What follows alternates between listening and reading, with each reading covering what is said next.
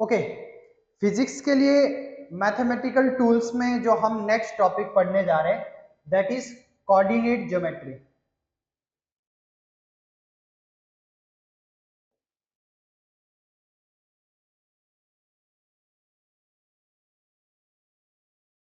Coordinate geometry में हमें mainly focus करना है कुछ इक्वेशंस पे और उससे रिलेटेड कुछ ग्राफ्स पे। ठीक है, तो सबसे पहले हम इसमें ले लेते हैं स्ट्रेट लाइन।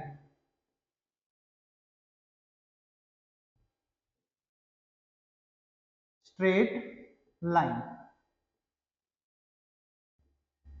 देखिए हमारे पास मान लेते हैं कि एक कोऑर्डिनेट सिस्टम है, X axis, Y axis and Z axis. अब हम इस कोऑर्डिनेट सिस्टम में कोई एक पॉइंट ले लेते हैं। अब इस पॉइंट को डिफाइन करने के लिए, इसकी पोजीशन डिफाइन करने के लिए हम क्या करते हैं, कुछ डिस्टेंस अलोंग एक्स एक्सिस ले लेंगे, कुछ डिस्टेंस अलोंग वाई ले लेंगे, कुछ डिस्टेंस अलोंग जेड ले लेंगे। तो उसको हम कैसे डिफाइन करेंगे कि x distance along x axis है, y distance along y axis है और z distance along z axis है। ये x एक्सिस हो गई हमारी, ये y एक्सिस हो गई और ये z एक्सिस हो गई। तो इस तरीके से हम इस पॉइंट की क्या कर सकते हैं, पोजीशन डिफाइन कर सकते हैं। मान लेते हैं कि हमारे पास सिर्फ दो कोऑर्डिनेट्स है, यानी हमें 2D में काम करना है। ठीक है, ये हमारे पास 3D के लिए हो गया। 2D के लिए हमारे पास एक हम x एक्सिस लेंगे, एक हम y एक्सिस लेंगे।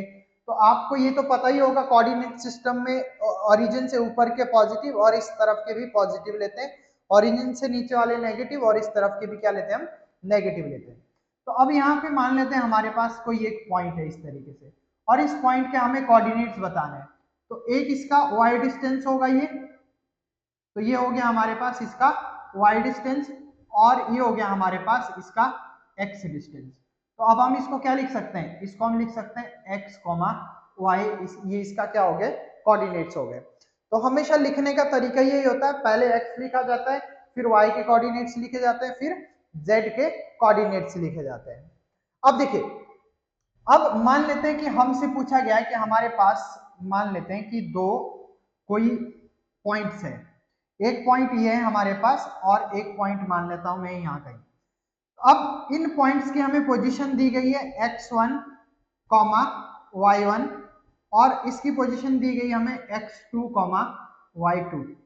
इस तरह की पोजीशन हमको दी गई है और हमें बोला गया है कि आपको क्या करना है, इसके बीच का डिस्टेंस फाइंड आउट करना है। ये वाला, ये डिस्टेंस हमको यहां से यहां तक का फाइंड आउट करना है।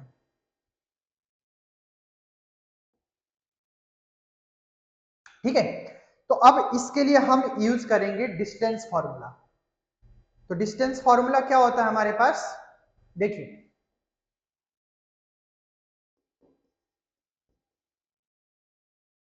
डिस्टेंस फॉर्मूला, देखो कैसे यूज करना है डिस्टेंस फॉर्मूला को। मान लेते हैं मैं इसको ट्राइंगल बना देता हूं ऐसे, ठीक है, ये 90 डिग्री है। तो मुझे ये पता है कि ये वाला जो डिस्टेंस है, ये पॉइंट x2 है और ये पॉइंट x1 है ऑन x एक्सिस। तो ये वाला जो डिस्टेंस है मेरे पास वो कितना है, वो है x2 माइनस x1 डिस्टेंस है। इसी तरीके से अगर मैं यहाँ पर इनको डिफाइन करता हूं, तो ये डिस्टेंस मेरे पास y2 है, और ये वाला डिस्टेंस मेरे पास y1 है। और अगर मुझे ये वाला डिस्टेंस लेना है, ये यहां से यहां तक का, ये क्या हो जाएगा, y2 माइनस y1। अब इसमें पाइथागोरस यूज करो। अगर मैं इस पॉइंट को a b c ले लेता हूं, तो मेरे पास क्या हो जाएगा, ac का स्क्वायर इज इक्वल्स टू, ये हो जाएगा ab का स्क्वायर प्लस BC का स्क्वायर। तो इससे हम क्या ले सकते हैं, AC, यानी AC क्या हो जाएगा हमारे पास, AC हमारे पास हो जाएगा, ये देखो AB क्या है हमारे पास, x2 माइनस x1 का होल स्क्वायर प्लस ये कितना है हमारे पास, y2 माइनस y1 का होल स्क्वायर का रूट ले लेंगे। यही हमारे पास क्या आ गया, डी। डी यानी ये डिस्टेंस, ठीक है। तो ये हमारे पास क्या होता है, डिस्टेंस फॉर्मूला होता है। अगर हमें इसको 3D के लिए यूज करना है, यानी स्पेस के लिए यूज करना है, तो हमारे पास यहाँ पे 3 कोऑर्डिनेट्स दिए होंगे। किस तरीके से, कुछ इस तरीके से हमारे पास अब इसमें z कोऑर्डिनेट भी होंगे। तो ये मान लेते हैं इन दो पॉइंट्स के बीच में निकालना है x1 y1 z1, और ये दिया हमें x2 y2 एंड z2, ये दूसरा पॉइंट। तो हमारे पास ये डिस्टेंस निकालना हमको, तो इसी में भी हम क्या लगाएंगे, डिस्टेंस फॉर्मूला लगाएंगे। तो d हमारे पास कितना हो जाएगा, d हो जाएगा हमारे पास root over x2 minus x1 का whole square plus y2 minus y1 का whole square plus z2 minus z1 का होल स्क्वायर। ये हमारे पास क्या हो जाएगा, डिस्टेंस फॉर्मूला हो जाएगा इस तरीके से। अब एक हमें जरूरत, नेक्स्ट जो हमें जरूरत पड़ती है दैट इज सेक्शन फॉर्मूला।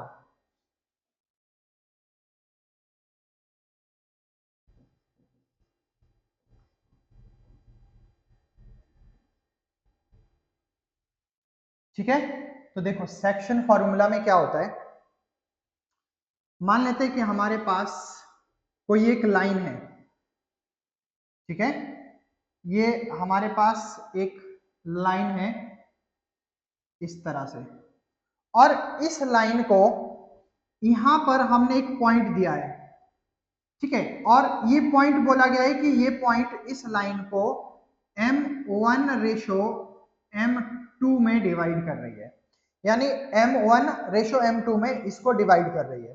तो हमें बताना होगा कि यहाँ पे मान लेते ये x, y क्या होगा, ठीक है। ये जो पॉइंट था ये x1, y1 हमें दिया हुआ है, और ये पॉइंट हमें x2, y2 हमें दिया हुआ है। तो देखो इसको कैसे करना है, अगर मैं इसको एक ट्राइंगल बनाता हूं इस तरीके से, इस तरीके से, तो देखो ये हमारे पास इस ट्राइंगल में 90 डिग्री हो जाएगा, और ये भी हमारे पास यहाँ पे 90 डिग्री हो जाएगा। और क्योंकि स्ट्रेट लाइन है तो ये एंगल और ये एंगल क्या हो जाएंगे, इक्वल हो जाएंगे। यानी ये वाला जो ट्राइंगल यहाँ पर बन रहा है, ये वाला ट्राइंगल दोनों क्या है, सिमिलर ट्राइंगल है। अब देखो सिमिलर ट्राइंगल की प्रॉपर्टी होती है कि हम उनकी जो साइड्स है उनके रेशो क्या होते हैं, इक्वल रहते हैं। तो देखो यहां से हम क्या करेंगे, यही हम बेसिक यूज करेंगे।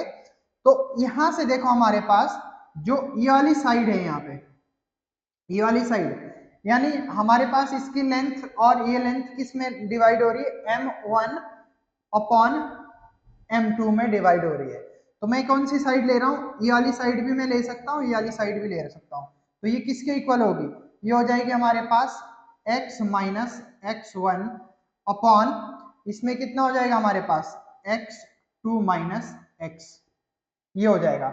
या हम किसके इक्वेट कर सकते हैं, ये वाली साइड के इक्वल भी कर सकते हैं। तो ये हो जाएगा हमारे पास y minus y1 upon y2 minus y के इक्वल हो जाएगा।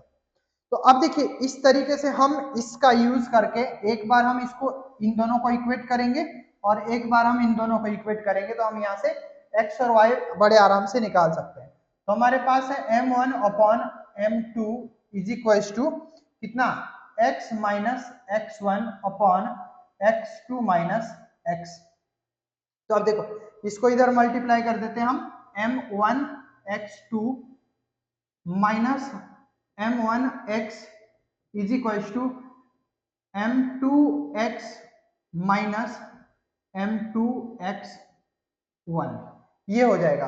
अब देखो इसको मैं इस तरफ ले जाता हूं, तो ये क्या हो जाएगा हमारे पास m2 x plus m1 x is equal to, इसको मैं इस तरफ लाता हूं तो m1 x2 plus m2 x1, ये हो गया। यहां से x कॉमन ले लीजिए, तो यहां से हमारे पास x कॉमन आ गया, तो इसको हम क्या ले लेंगे, ये हो जाएगा हमारे पास m1 x2 plus m2 x1 upon m1 plus m2। तो ये आ जाएगा हमारे पास x की वैल्यू। और इसी तरीके से हमारे पास y भी आ जाएगा। y क्या हो जाएगा?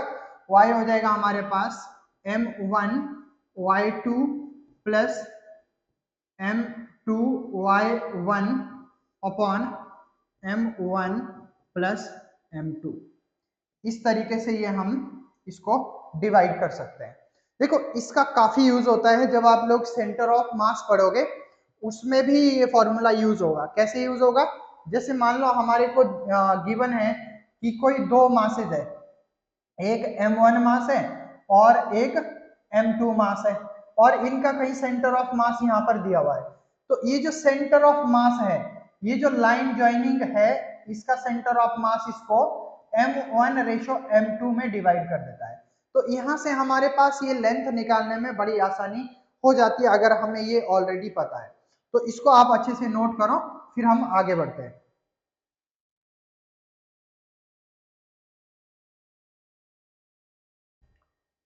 ओके, अब नेक्स्ट देखिए इसमें slope. Slope of straight line. ठीक है, ओके। देखिए हमारे पास एक स्ट्रेट लाइन है ऐसे, ये हमारे पास एक स्ट्रेट लाइन है और इसके कोऑर्डिनेट्स हमें दिए हुए हैं, कहीं पर इस पॉइंट पे दिए हुए x1 y1 और इस पॉइंट पे दिया हमें x2 y2 कोऑर्डिनेट्स हमको इस लाइन के दिए हुए हैं। अब देखो स्लोप क्या होता है? स्लोप एक्चुअल में ये जो एंगल होता है with the horizontal line, horizontal line के साथ जो एंगल होता है इसको हम क्या बोलते हैं? स्लोप बोलते हैं। यानी ये जो टेन थीटा होगा, ये यहाँ पे टेन थीटा कैसे निकालेंगे हम इसको? स्लोप क्या होता है हमारे पास? Slope is equal to tan theta. अब देखो इसमें अगर हमें टेन थीटा निकालना है तो टेन थीटा कैसे निकाल सकते हैं हम? Tan theta is equal to perpendicular upon base. देखो परपेंडिकुलर कितना हो जाएगा? y2 माइनस y1, यानी y2 minus y1 upon x2 minus x1। तो यहां से हमारे पास स्लोप क्या आ गया? स्लोप हमारे पास आ गया change in y and change in y length and change in x length. तो ये हमारे पास क्या हो जाता है? स्लोप हो जाता है। अब जब हमें स्लोप आ जाता है निकालना, तो इससे हम इक्वेशन भी लिख सकते हैं। अगर हमें स्ट्रेट लाइन की इक्वेशन लिखनी है तो स्ट्रेट लाइन की इक्वेशन हम कैसे लिखते हैं? स्ट्रेट लाइन की इक्वेशन होती है, इस स्लोप को हम डिनोट करते हैं m से, यानी m is equal to slope. और हम इसको कैसे लिखेंगे?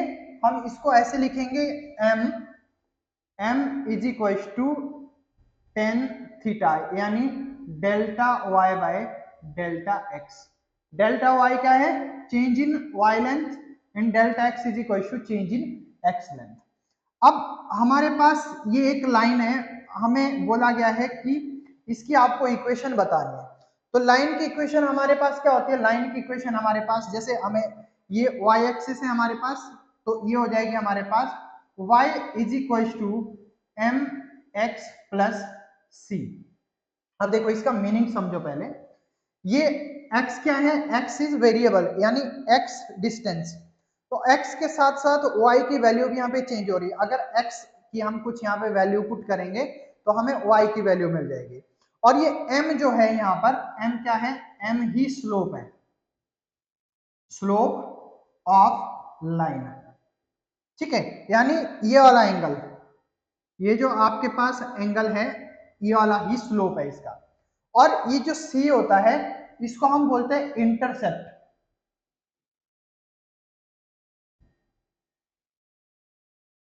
Intercept on y axis. ठीक है, अब ये इंटरसेप्ट कहां से मिलेगा हमको? जब हम इस लाइन को पीछे बढ़ाएंगे तो ये जहां पे y एक्सिस को कट करेगा, उस वो डिस्टेंस जो होगा वो क्या हो जाएगा? उसको हम इंटरसेप्ट बोलते हैं। जैसे कि हमारे पास मान लेते हैं कि एक इक्वेशन दी हुई है, ये हमारे पास इस तरह का कुछ कंडीशन है, ये कंडीशन है। तो अब मैं जब इसको इस ग्राफ को यहां से मिलाऊंगा तो ये क्या करेगा, इस y एक्सिस को यहाँ पे कट करेगा। ये जो डिस्टेंस होगा यहां से यहां तक का, ये क्या डिस्टेंस होगा, c डिस्टेंस होगा। तो अब देखिए क्योंकि ओरिजिन से ऊपर है तो c क्या है यहाँ पे प्लस है, तो इसकी इक्वेशन क्या हो जाएगी, y is equal to m x plus c हो जाएगी, क्योंकि हमारे पास इंटरसेप्ट क्या है, पॉजिटिव है, और यहाँ पर स्लोप भी क्या है, पॉजिटिव है। अब अगर हमारे पास कंडीशन कुछ इस तरह की होती है, मान लेते हैं मुझे कुछ इस तरह की लाइन दी हुई है, अब अगर मैं इस लाइन को पीछे मिलाता हूं तो ये यहां पर कहीं मिलेगी ऐसे, ये लाइन यहां पर कहीं पीछे मिलेगी। तो ये हो गया हमारे पास इंटरसेप्ट, ये कितना हो जाएगा माइनस सी। तो यहां से हमारे पास इक्वेशन क्या हो जाएगी इस लाइन की, y is equal to m x minus c हो जाएगी। तो यहां पर दोनों ही केस में हमारे पास स्लोप क्या है, पॉजिटिव है, यहां पर भी स्लोप क्या है, पॉजिटिव है। अगर ये स्लोप नेगेटिव हो जाए, स्लोप नेगेटिव भी हो सकता है, तो ये मान लेते हैं कि हमारे पास कुछ इस तरह की लाइन है, तो इस केस में हमारे पास स्लोप क्या हो गया, नेगेटिव हो गया।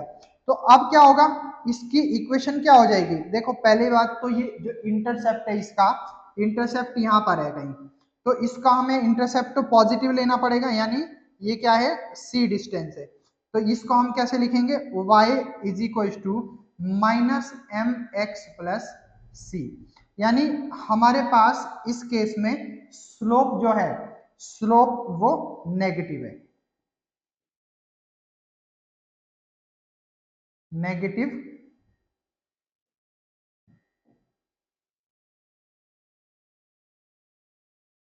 नेगेटिव स्लोप, ठीक है।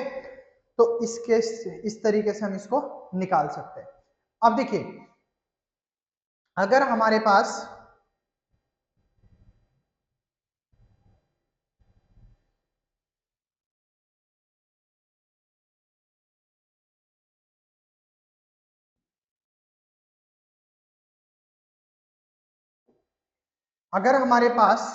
स्लोप कुछ इस तरीके का है, ये है, तो ये क्या है, यहाँ पे ये स्ट्रेट लाइन बन गई parallel to the X axis.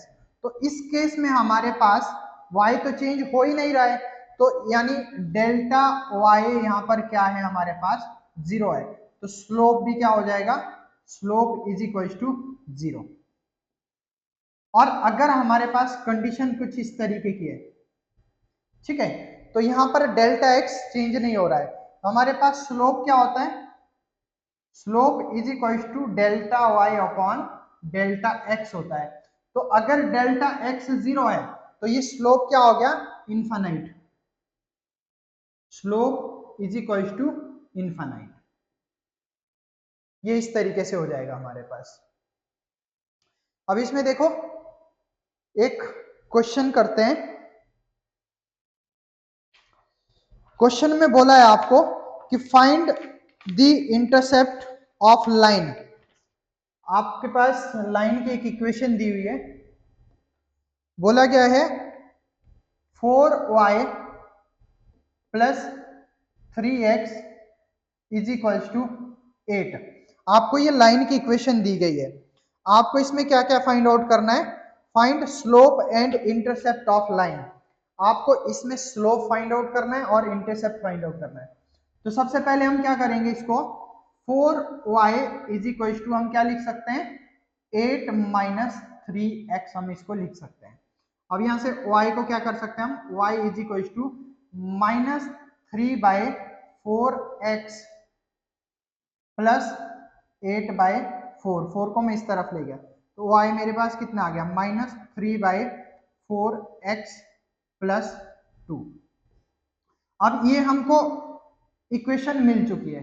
अब इसमें देखो हमें क्या बताना है, स्लोप, तो यहाँ पे स्लोप क्या है, slope is equal to minus 3/4 है, और इंटरसेप्ट कितना है,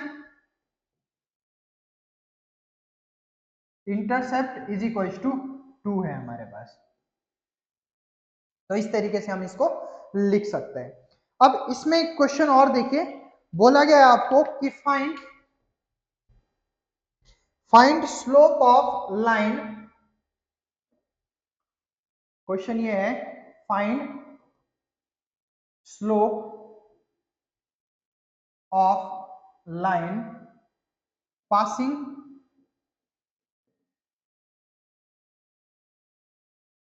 थ्रू पॉइंट्स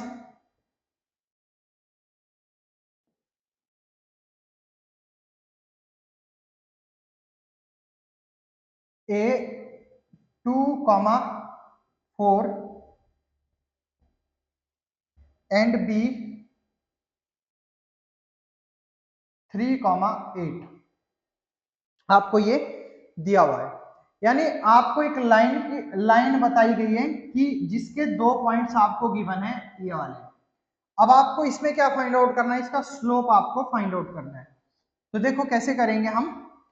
हमारे पास मान लेते हैं कोई एक लाइन है इस तरह की, और इनमें से कोई 2 पॉइंट हमको दिए हुए हैं।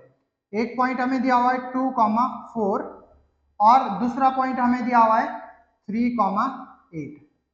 तो हमें पता है कि स्लोप क्या होता है, slope is equal to y2 minus y1 upon x2 minus x1, यही होता है।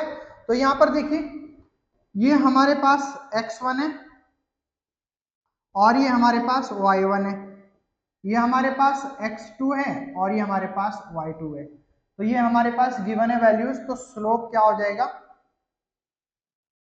दैट इज y2 यानी 8 minus y1 4 upon x2 3 minus 2।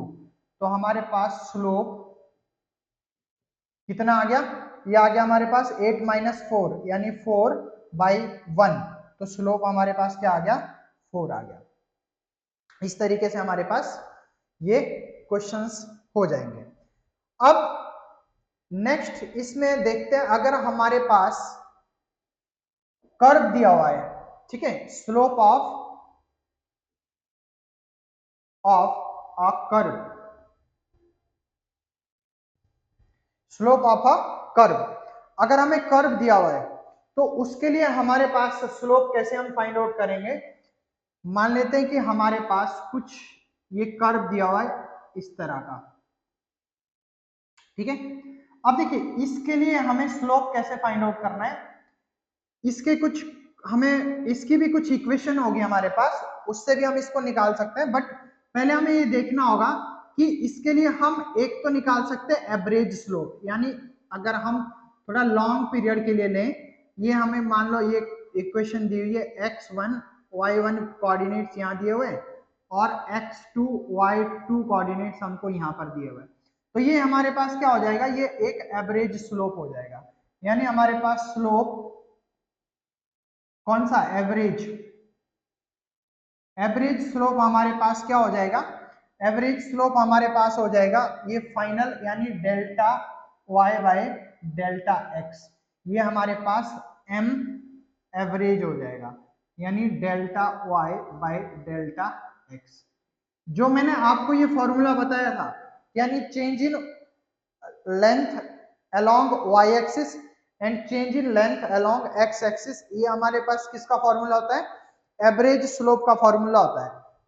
But अब क्योंकि हमारे पास जो अभी हमने स्ट्रेट लाइन के लिए किया था, स्ट्रेट लाइन के लिए तो स्लोप ऐसे होता है, तो ये स्लोप हर पॉइंट पे इक्वल रहता है, ये स्लोप चेंज नहीं होता है। लेकिन यहाँ पे तो स्लोप क्या हो रहा है, चेंज हो रहा है। तो इसका मतलब हम किसी एक अगर इंस्टेंट पे हम निकालेंगे तो वो स्लोप अलग हो सकता है।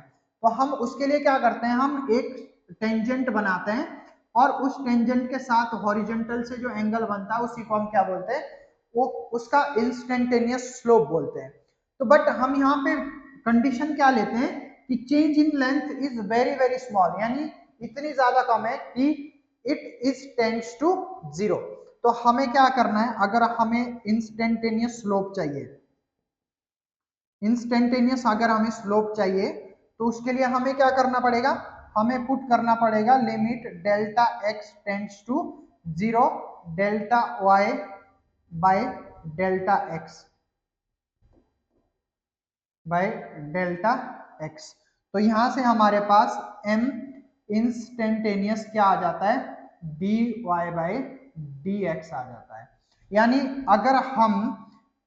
अगर हमें इस स्लोप की इक्वेशन गिवन है, ये जो कर्व हमने लिया है, अगर हमें इसकी इक्वेशन गिवन है तो उस इक्वेशन से हम इसका स्लोप निकाल सकते हैं किसी भी पॉइंट पे। जब हम इन वैल्यूज पुट करेंगे तो हमारे पास क्या आ जाएगा, इसका स्लोप आ जाएगा। बट अब यहां पर देखिए हमारे पास जो फंक्शंस होते हैं, फंक्शन इंक्रीजिंग और डिक्रीजिंग फंक्शन को हम कैसे पहचानेंगे, स्लोप से। तो ये यहाँ पे हमारे लिए बहुत इंपॉर्टेंट चीज है फिजिक्स पॉइंट ऑफ व्यू से, कि आपको पता होना चाहिए कि किस जो आपको फंक्शन दिया गया है या आपको कुछ ही ग्राफ दिया गया है, तो उस ग्राफ को आपको रीड करना आना चाहिए कि वो इंक्रीजिंग फंक्शन है या फिर डिक्रीजिंग फंक्शन है। तो देखिए हम सबसे पहले देखते हैं इंक्रीजिंग फंक्शन।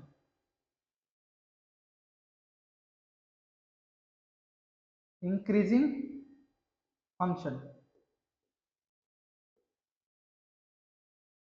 तो देखिए इंक्रीजिंग फंक्शन में फर्स्ट जो ग्राफ हम ले लेते हैं वो ले लेते हैं ये वाला, ठीक है। तो अब देखिए फंक्शन इंक्रीजिंग है या डिक्रीजिंग है, ये कौन डिसाइड करेगा, ये डिसाइड करेगा इसका स्लोप। अगर स्लोप आपके पास पॉजिटिव है, यानी कुछ इस तरीके का, तो हमारे पास फंक्शन क्या है, इंक्रीजिंग है। और अगर स्लोप नेगेटिव आता है, जिस तरीके से मैंने एक आपको बना के दिखाया था, कुछ इस तरीके की कंडीशन मैंने ली थी, ठीक है, तो इसमें क्या आया था हमारे पास, स्लोप नेगेटिव आया था। तो स्लोप जब नेगेटिव आया था वो किस तरह का फंक्शन था, डिक्रीजिंग फंक्शन था। तो अब देखिए इस केस में हमारे पास क्या है, ये वाई एक्सिस है, ये एक्स एक्सिस है। तो अब देखिए इस पर अगर हम मैं किसी भी पॉइंट पे स्लोप बनाता हूँ, यहाँ पर मैंने स्लोप बनाया, यहाँ पर स्लोप बनाया, यहाँ पर स्लोप बनाया, तो ये मैं पॉइंट 1 ले लेता हूँ यहाँ पे, और इस पॉइंट को मैं पॉइंट 2 ले लेता हूँ। तो मुझे एक चीज यहाँ से समझ में आ रही है कि slope at 1 is equal to slope at 2 है। तो यानी स्लोप इक्वल है। तो ये कैसा फंक्शन है, ये एक कांस्टेंट फंक्शन है, कांस्टेंट फंक्शन है।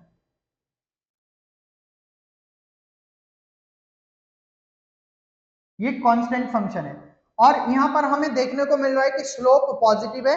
तो ये जो कांस्टेंट फंक्शन है वो किस तरीके का है, इंक्रीजिंग फंक्शन है, slope is positive, therefore function is increasing, function increasing है। अब नेक्स्ट कंडीशन लेते हैं।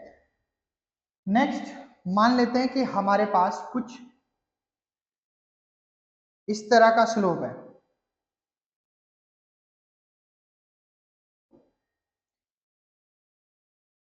इस तरह का स्लोप है।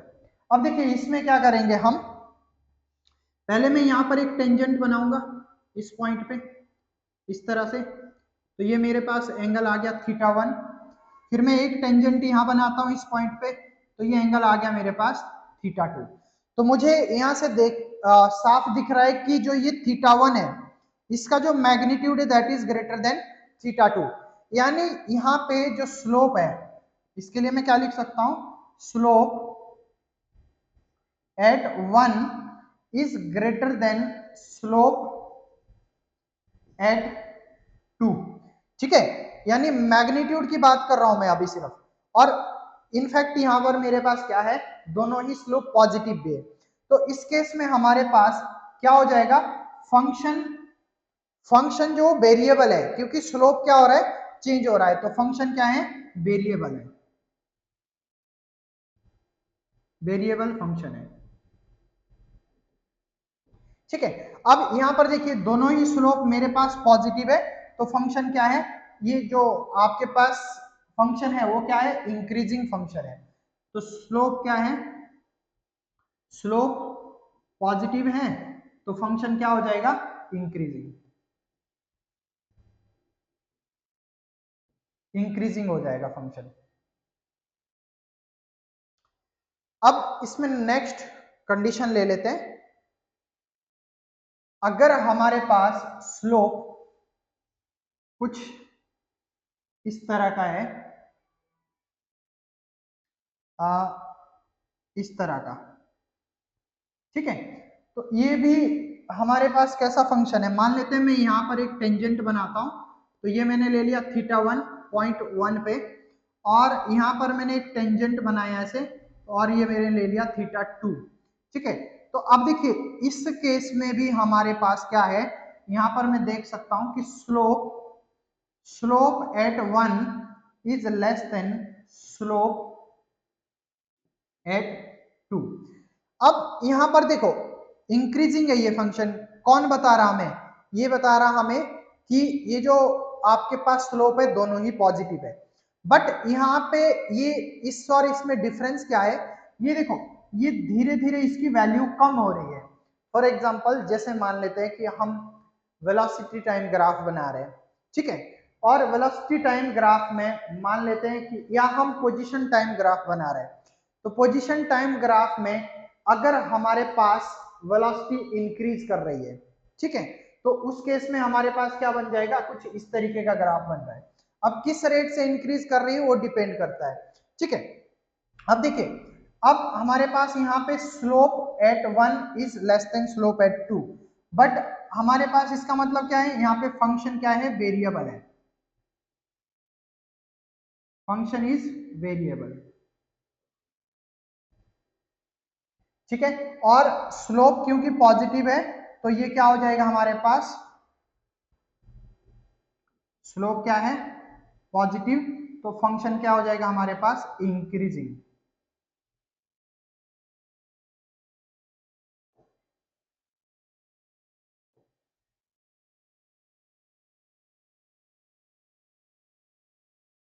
इंक्रीजिंग फंक्शन हो जाएगा, ओके। अब देखते हैं डिक्रीजिंग फंक्शन के लिए।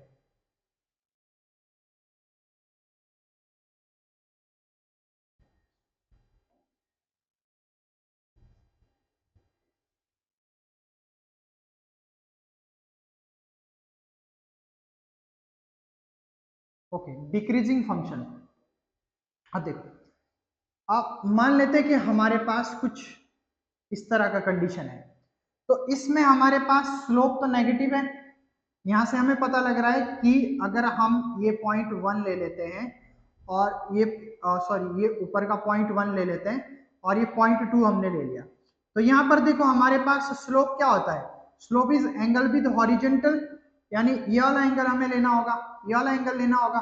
तो यहाँ पर हमारे पास देखो अब क्या है, इस केस में दोनों ही हमारे पास स्लोप नेगेटिव है, बट हम यहाँ पे क्या इसका कंपेयर कर रहे हैं, मैग्नीट्यूड कंपेयर कर रहे हैं सिर्फ, तो हमारे पास slope at 1 is equal to slope at 2 है। तो बिल्कुल हमारे पास क्योंकि स्लोप दोनों जगह अलग अलग है तो कांस्टेंट फंक्शन है, कांस्टेंट है, और साथ में स्लोप नेगेटिव है, स्लोप दोनों ही क्या है, नेगेटिव है, तो फंक्शन क्या हो जाएगा, डिक्रीजिंग।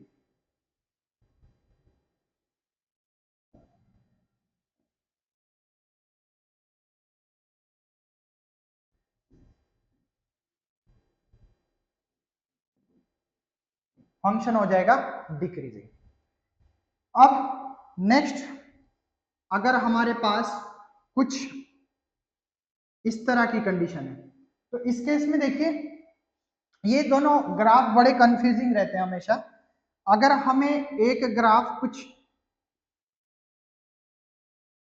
इस तरह का दिया हुआ है और दूसरा ग्राफ हमको कुछ इस तरह का दिया हुआ है, ठीक है, तो कब कौन सा ग्राफ बनेगा ये थोड़ा सा हम समझ लेते हैं। देखिए यहाँ पर अगर मैं यहाँ पे एक टेंजेंट बनाता हूँ और एक टेंजेंट में यहाँ बनाता हूँ और मैं देखता हूँ यहाँ से हॉरिजेंटल से एंगल और यहाँ पर भी मैं देखता हूँ एंगल, तो यहाँ पर देखिए ये θ1 इज ये θ2 हो गया। तो अगर मैं स्लोप का मोड ले रहा हूं at 0.1 that is greater than slope का मोड एट पॉइंट 2 पे। तो इसका मतलब क्या है, इसका मतलब यह है कि जो ग्राफ है, जो फंक्शन है वो डिक्रीजिंग तो है, लेकिन उसकी नेगेटिविटी धीरे धीरे क्या हो रही है, कम हो रही है। ठीक है, फॉर एग्जांपल मान लेते हैं कि हमारे पास कोई ऑब्जेक्ट है, उसके पास नेगेटिव एक्सेलरेशन है, तो वो नेगेटिव एक्सेलरेशन क्या कर रही है, धीरे धीरे कम हो रही है। मान लेते हैं इस पॉइंट पे एक्सेलरेशन जो थी वो थी -5 और इस पॉइंट पे हो गई -4, ठीक है, और इस पॉइंट पे हो गई -3। तो इस तरीके से क्या हो रहा है, यहाँ पे डिक्रीज तो है ही ग्राफ, नेगेटिव तो है ही ग्राफ, ठीक है, डिक्रीजिंग तो है ही फंक्शन, लेकिन यहाँ पर क्या हो रहा है कि फंक्शन की वैल्यू भी कम हो रही है। बट अगर हम यहाँ पे देखेंगे तो देखो यहाँ पर हमारे पास डेफिनेटली वेरिएबल ग्राफ है, वेरिएबल फंक्शन है और डिक्रीजिंग है।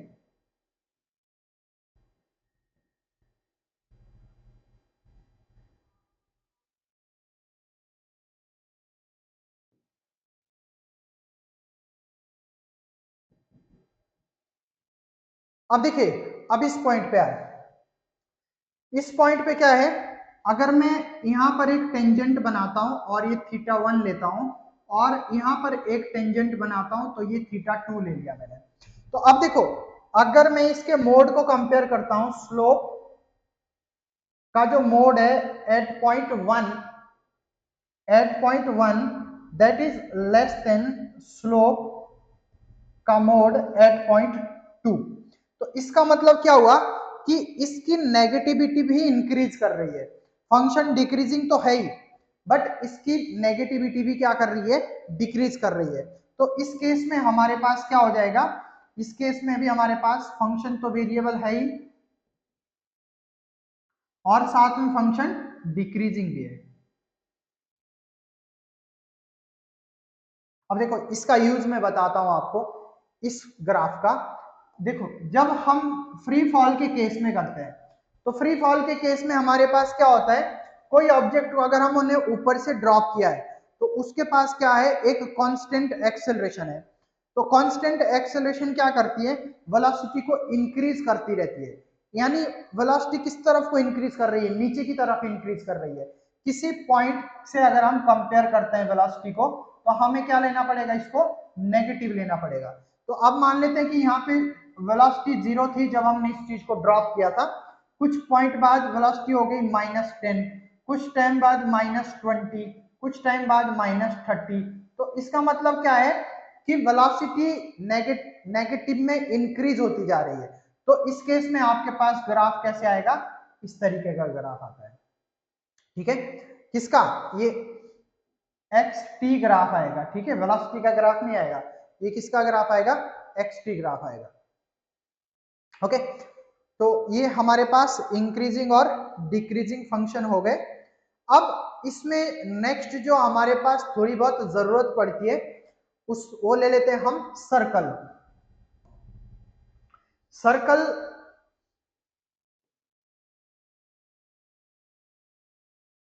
ठीक है, तो सर्कल के लिए हमें क्या क्या पढ़ना है, इसकी इक्वेशन पढ़ेंगे हम थोड़ी सी कि इक्वेशन कैसे लिखते हैं इसकी। तो सर्कल देखिए, ये हमारे पास सर्कल है, ठीक है, तो अब देखिए इसकी इक्वेशन कैसे लिखते हैं। इक्वेशन लिखेंगे हम इसकी, ये मान लेते हैं, अभी मैं क्या मान के चल रहा हूं कि इसका जो ओरिजिन है, यानी जो जिस कोऑर्डिनेट्स के लिए हम इसकी इक्वेशन लिख रहे हैं वो ओरिजिन कहां पर है, सर्कल के सेंटर पे ही है, और ये क्या है, इसका रेडियस है r। तो हम इसके लिए इक्वेशन कैसे लिखते हैं, ये हो जाता है हमारे पास x square plus Y square is equal to are square. ये हो जाती है हमारे पास सर्कल की इक्वेशन।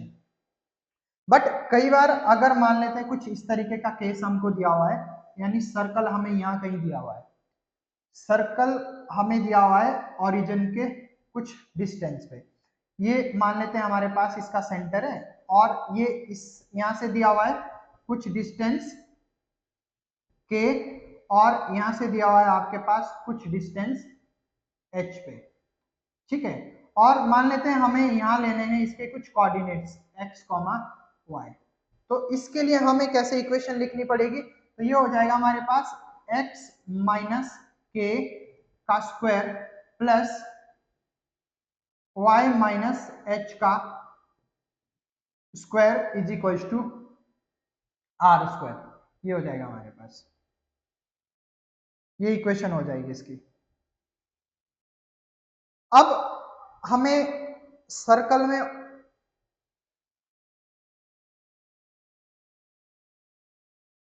ये इसकी इक्वेशन होगी। अच्छा, एक इसमें क्या आता है, कई बार आपको रेडियल कंपोनेंट भी पूछे जाते हैं, रेडियल इसमें भी पूछी जाती है। तो इसको मैं अगर ऐसे लिखता हूं तो ये अगर r है तो इसको मैं क्या लिख सकता हूं, इसको मैं लिख सकता हूं r cos थीटा, और इसको मैं लिख सकता हूं क्या, r sin थीटा। तो ये क्या हो जाएगा हमारे पास, इसकी एक इक्वेशन ये भी हो जाती है, रेडियल इक्वेशन बोलेंगे हम इसको, that is r cos theta का whole square plus r sin theta का whole square is equal to are square. ठीक है, तो ये भी हमारे पास क्या हो जाएगी, एक इक्वेशन हो जाएगी इसके लिए। अब इसमें एक, अगर आपको बोला गया है कि आपको क्या निकालना है, इसका एरिया निकालना है, area of circle.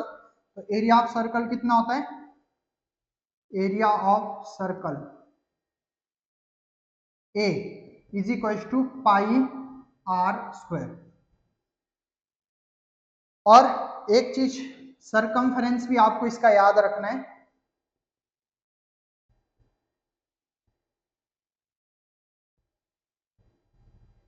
Circumference C is equal to 2 pi R हो जाएगा। सरकमफेरेंस क्या होता है, ये टोटल लेंथ, इसको हम सरकमफेरेंस बोलते हैं। और एरिया क्या हो जाएगा, ये पूरा का पूरा एरिया 2D में। तो सर्कल के बारे में हमें ज्यादा नहीं पढ़ना, इतना काफी है हमारे लिए। नेक्स्ट देखो इसमें इलिप्स,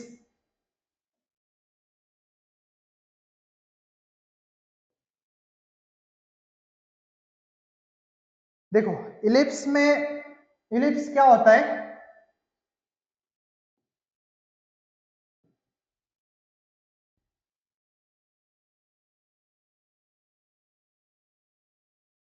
ये हमारे पास इलिप्स है कुछ इस तरह का।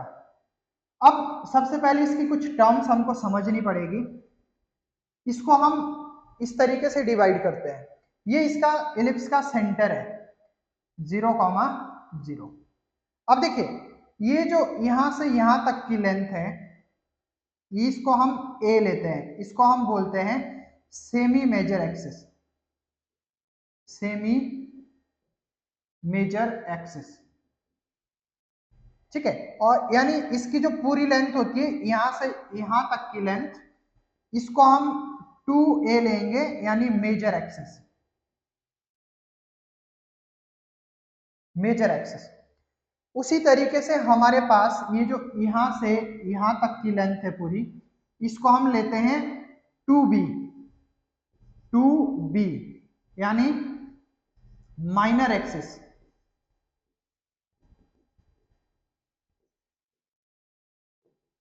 माइनर एक्सिस, और ये जो इसका हाफ डिस्टेंस होता है इसको हम लेते हैं b, यानी सेमी सेमी माइनर एक्सिस। ठीक है, अब इसमें इंपॉर्टेंट चीज क्या है, इंपॉर्टेंट चीज होता है इसके दो फोकस, जिनको हम फोकाई बोलते हैं। ये दो फोकस है इसके,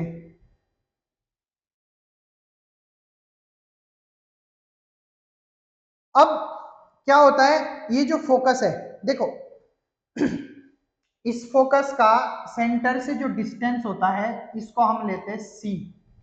ये दोनों का डिस्टेंस क्या होगा, दोनों ही फोकस का डिस्टेंस सेंटर से क्या होता है, बराबर होता है। अब इसमें देखिए ये जो ये वाला डिस्टेंस है सेंटर से c तक का डिस्टेंस है, इनका जो रेशो होता है, एक चीज आती है इसमें इसेंट्रिसिटी,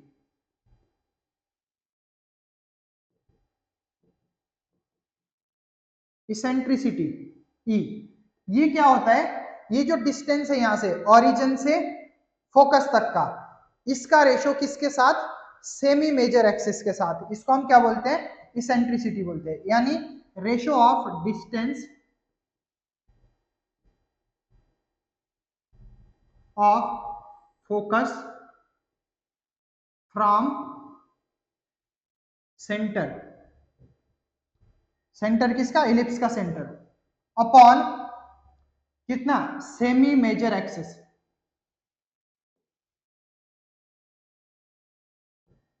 मेजर एक्सिस, ये हो जाएगा। अब इसमें देखिए,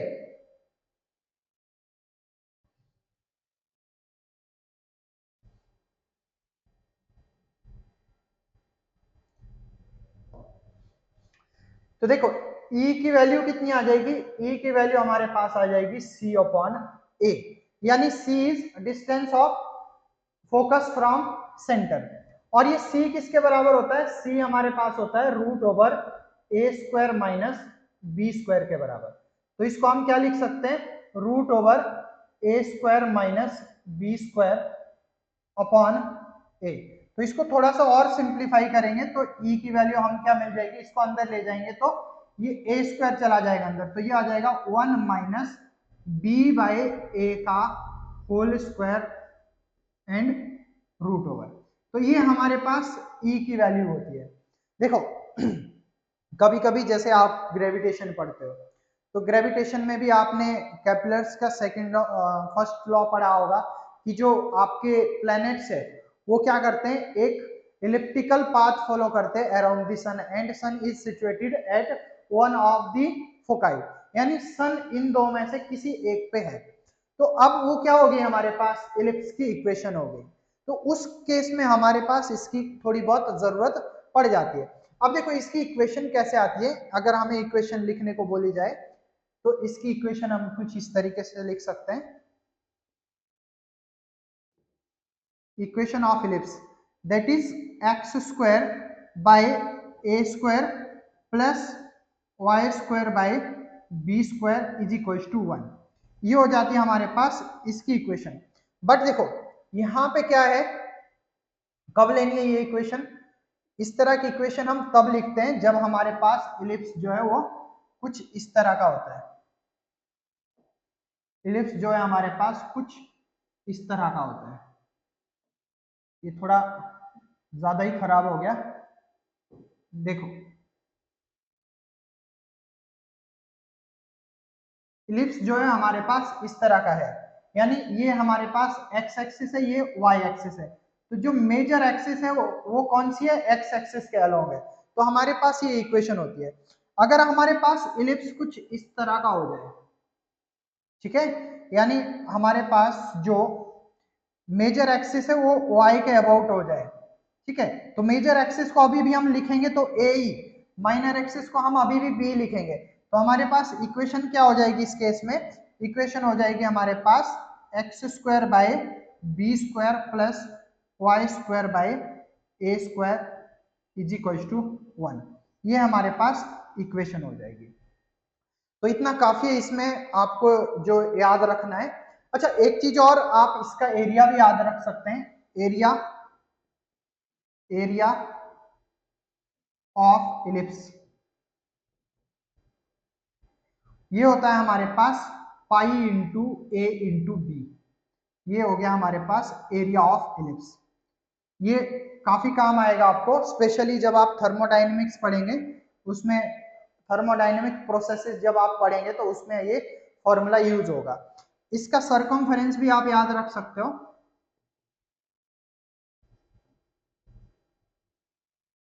circumference C is equal to कितना होता है, 2